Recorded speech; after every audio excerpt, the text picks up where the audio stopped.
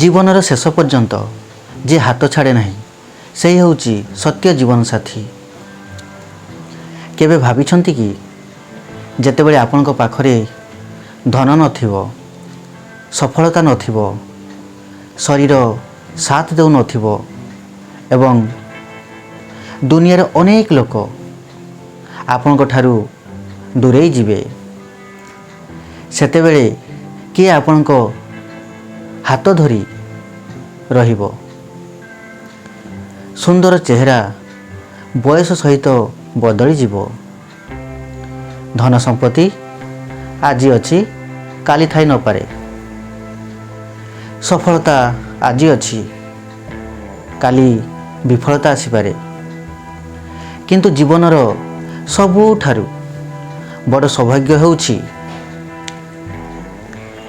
ଏମିତି ଜଣେ ମଣିଷ ମିଳିବା ଯିଏ ଆପଣଙ୍କ ଭଲ ସମୟରେ ନୁହେଁ, ଆପଣଙ୍କ ଖରାପ ସମୟରେ ମଧ୍ୟ ଆପଣଙ୍କ ହାତ ଛାଡ଼ିବେ ନାହିଁ। ସେହି ମଣିଷ ହିଁ ଆପଣଙ୍କର ସତ୍ୟ ଜୀବନସାଥୀ। ଆଜିର ଏହି କାହାଣୀ ଶେଷ ପର୍ଯ୍ୟନ୍ତ ଶୁଣନ୍ତୁ, କାରଣ ଏଥିରେ ଲୁଚି ରହିଥିବା ଗୋଟିଏ ଛୋଟ ଶିକ୍ଷା ହୁଏତ ଆପଣଙ୍କୁ ନିଜ ଜୀବନସାଥୀଙ୍କ ମୂଲ୍ୟ ନୂଆ ଭାବରେ ବୁଝାଇ ଦେବ। ଜୀବନସାଥୀର ପ୍ରକୃତ ଅର୍ଥ ଜୀବନସାଥୀମାନେ କେବଳ ଏକାଠି ରହିବା ନୁହେଁ, ଜୀବନସାଥୀମାନେ ଦୁଃଖରେ ଆଶ୍ୱାସନ, ବିଫଳତାରେ ସାହସ, ଅସୁସ୍ଥତାରେ ସେବା, ଭୁଲ ସମୟରେ ବୁଝାମଣା ଏବଂ ଜୀବନର ଶେଷ ଯାତ୍ରା ପର୍ଯ୍ୟନ୍ତ ହାତ ଧରି ଚାଲିବା। ଯିଏ କେବଳ ଆପଣଙ୍କ ହସକୁ ଭଲ ପାଏ, ସେ ଆପଣଙ୍କ ସୁଖର ସାଥୀ ହୋଇପାରେ। କିନ୍ତୁ ଯିଏ ଆପଣଙ୍କ ଲୁହକୁ ଦେଖି ନିଜେ ଚୁପ୍ ହୋଇଯାଏ, ଯିଏ ଆପଣଙ୍କ ଦୁଃଖରେ ଆପଣଙ୍କ ପାଖରେ ବସି ରହେ, ଯିଏ କହେ ତୁମେ ଏକା ନୁହଁ, ମୁଁ ଅଛି, ସେଇ ହେଉଛି ନିଜର ମଣିଷ। ଗୌତମ ବୁଦ୍ଧଙ୍କ ଜୀବନର ଏକ ଶିକ୍ଷାପ୍ରଦ କାହାଣୀ। ଥରେ ଜଣେ ଯୁବକ ବହୁତ ଦୁଃଖୀ ହୋଇ ଗୌତମ ବୁଦ୍ଧଙ୍କ ପାଖକୁ ଆସିଲା।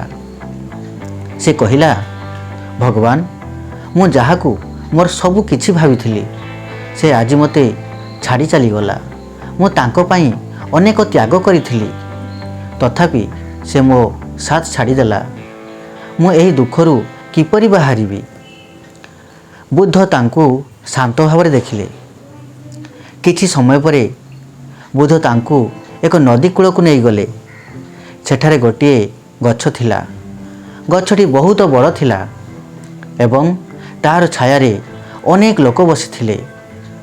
ବୁଦ୍ଧ ପଚାରିଲେ, ଏହି ଗଛଟିକୁ ଦେଖ। ଯୁବକ କହିଲା, ହଁ ଭଗବାନ।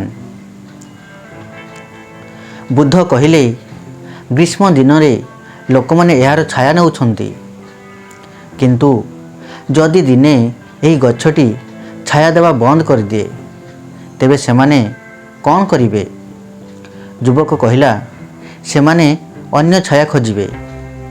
ବୁଦ୍ଧ ଧୀରେ ହସି କହିଲେ, ଠିକ୍ ସେହିପରି ପୁତ୍ର, ଦୁନିଆର ଅନେକ ସମ୍ପର୍କ ସୁବିଧାର ଛାୟା ପରି।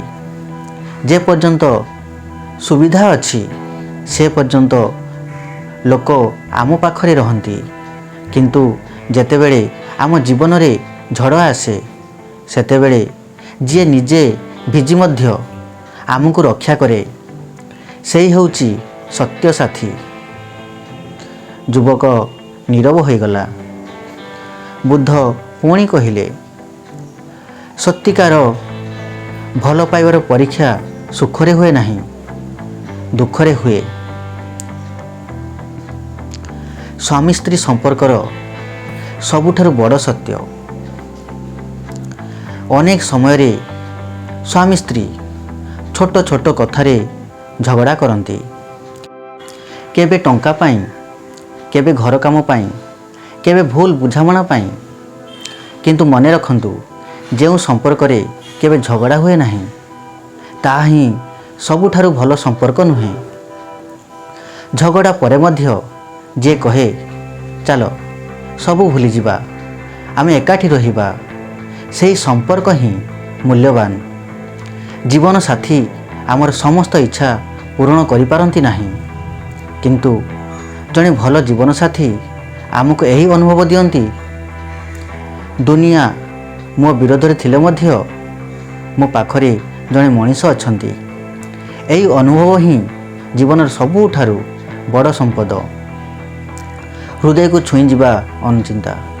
ଯିଏ ତୁମ ସହିତ ହସେ ସେ ତୁମର ଖୁସିର ସାଥୀ, ଯିଏ ତୁମ ସହିତ କାନ୍ଦେ ସେ ତୁମର ନିଜର, କିନ୍ତୁ ଯିଏ ତୁମ ଲୁହ ପୋଛି କହେ କାନ୍ଦନି ମୁଁ ଅଛି, ସେହି ହେଉଛି ତୁମର ସତ୍ୟିକାର ଜୀବନସାଥୀ।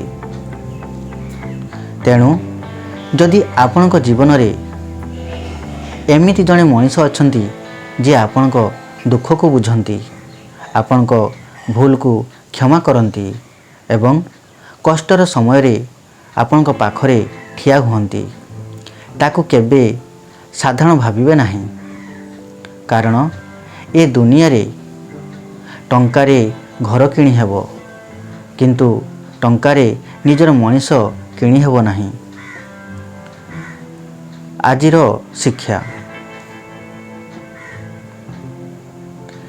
ଜୀବନ ବହୁତ ଛୋଟ, ତେଣୁ ଯିଏ ଆପଣଙ୍କୁ ଭଲ ପାଏ ତାଙ୍କୁ ସମ୍ମାନ ଦିଅନ୍ତୁ। ଯିଏ ଆପଣଙ୍କ ପାଇଁ ତ୍ୟାଗ କରେ ତାଙ୍କ ତ୍ୟାଗକୁ ବୁଝନ୍ତୁ। ଯିଏ ଆପଣଙ୍କ ଦୁଃଖରେ ପାଖରେ ରହେ ତାଙ୍କୁ ଅବହେଳା କରନ୍ତୁ ନାହିଁ। ଆଉ ଯିଏ ଜୀବନର ଶେଷ ପର୍ଯ୍ୟନ୍ତ ଆପଣଙ୍କ ହାତ ଛାଡ଼େ ନାହିଁ ତାଙ୍କ ହାତକୁ ଆପଣ ମଧ୍ୟ କେବେ ଛାଡ଼ନ୍ତୁ ନାହିଁ। କାରଣ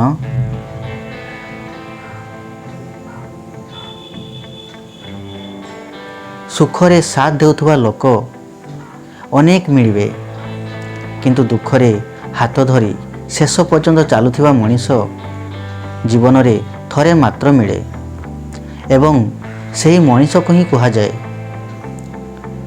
ସତ୍ୟିକାର ଜୀବନସାଥୀ। ଏହି ଅନୁଚିନ୍ତା ଯଦି ଆପଣଙ୍କ ହୃଦୟକୁ ଛୁଇଁଥାଏ, ତେବେ ଆପଣଙ୍କ ଜୀବନର ସେହି ମଣିଷକୁ ଥରେ ମନେ ପକାନ୍ତୁ, ଯିଏ ଆପଣଙ୍କ ଭଲ ଓ ଖରାପ ଦୁଇ ସମୟରେ ମଧ୍ୟ ଆପଣଙ୍କ ସାଥିରେ ଅଛନ୍ତି। ଏହା ଥିଲା ଆର୍କେ ଅନୁଚିନ୍ତା ଡାଏରୀ 24ର ହୃଦୟସ୍ପର୍ଶୀ ଅନୁଚିନ୍ତା। ପୁଣି ଦେଖା ହେବ ଆଉ ଗୋଟିଏ ସୁନ୍ଦର ଜୀବନ ଶିକ୍ଷା ସହିତ। ବନ୍ଧୁଗଣ, ସମ୍ପର୍କର ମୂଲ୍ୟ ସେତେବେଳେ ବୁଝାଯାଏ ଯେତେବେଳେ ସମସ୍ତେ ଦୂରେଇ ଯାଆନ୍ତି, କିନ୍ତୁ ଜଣେ ମଣିଷ ଆପଣଙ୍କର ହାତ ଛାଡ଼େ ନାହିଁ। ବନ୍ଧୁଗଣ, ଆଜିର ଭିଡ଼ିଓ ଯଦି ଆପଣଙ୍କର ହୃଦୟକୁ ଛୁଇଁଥାଏ ତେବେ ଭିଡ଼ିଓଟିକୁ ଗୋଟେ ଲାଇକ୍ କରିଦେବେ ଏବଂ ଚ୍ୟାନେଲଟିକୁ ସବସ୍କ୍ରାଇବ୍ କରିବା ପାଇଁ ଜମାରୁ ଭୁଲିବେନି। ମୁଁ ପୁଣି ଆଉ ଗୋଟେ ନୂଆ ଭିଡ଼ିଓ ନେଇ ଆସିବି। ଆଜି ପାଇଁ ରହିଲି, ନମସ୍କାର, ଜୟ ଜଗନ୍ନାଥ।